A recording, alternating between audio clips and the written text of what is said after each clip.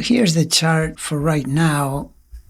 As a clock, it's moving forward, and you'll be able to tell that it's moving forward because these seconds here are moving up. So it's now 5 degrees Sagittarius, 26. This is on the west coast. Now 27, and then it'll be 28. It's moving up slowly. What caught my eye is the Mars conjunction to the black moon, which you may have heard me mention in yesterday's video. The black moon, that is, as a point that is quite challenging in transit.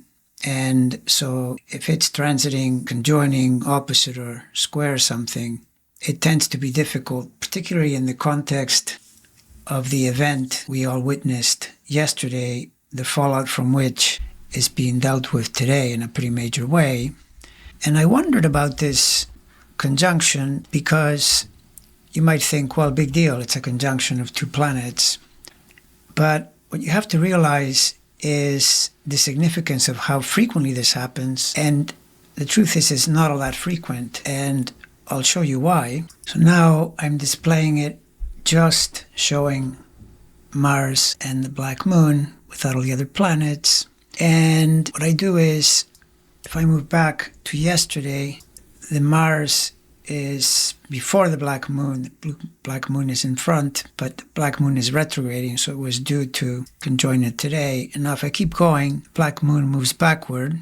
But what happens is that they'll run into each other again. And in fact, they do so multiple times from here into the end of the year. But before I show you that, if we backtrack to there, September 10th, September 11th, the point of contact, if we go backward more, then Mars has not run into that black moon yet. Black moon is roaming around the Scorpio-Libra area. The further back we go, into August, July, they're not in contact yet. Moon is roaming around where it is. Mars is way before it.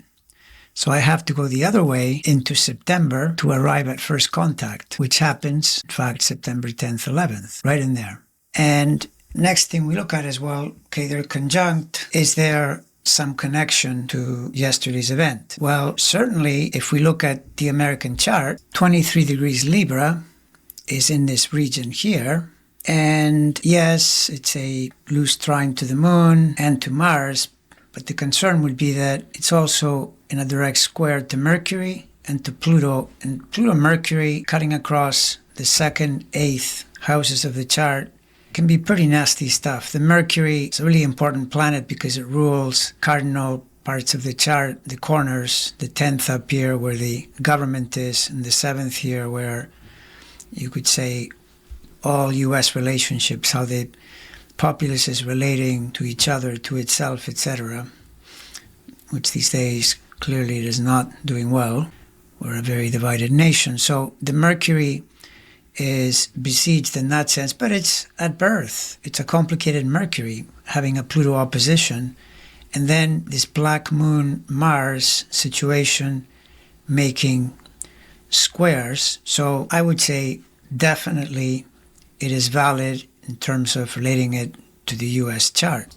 And of course, the Charlie Kirk, we've already talked about it. This here is showing a chart with an ascendant and a midheaven. We don't know the time, and this is for noon.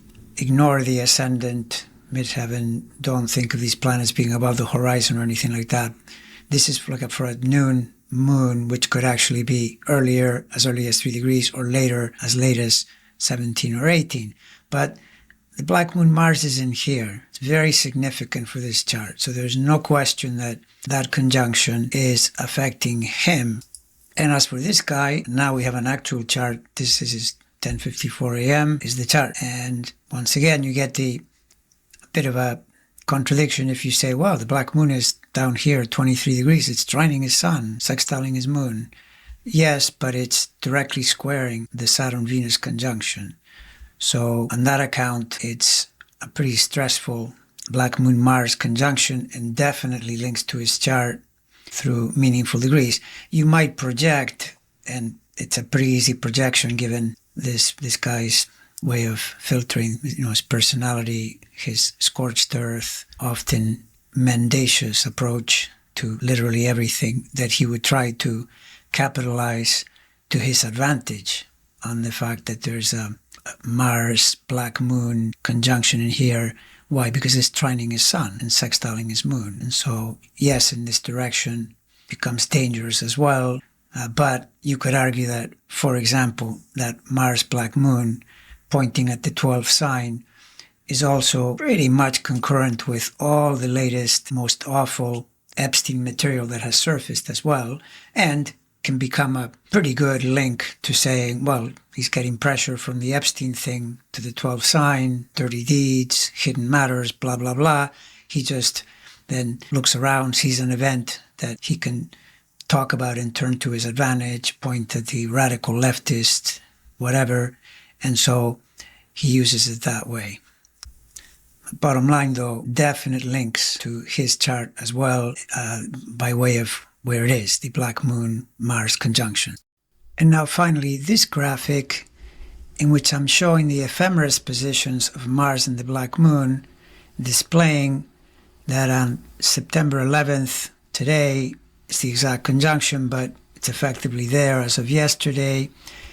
And as I showed you in the graphics before, prior to September, there was no conjunction for Mars and the Black Moon. But now, as we move forward, Mars and the Black Moon conjoin again in mid-month in here, and they do so a number of times: October 5th, October 20th, early November, here in this swath, due to the fact that the traveling Mars runs into the station of the Black Moon as it's about to go retrograde.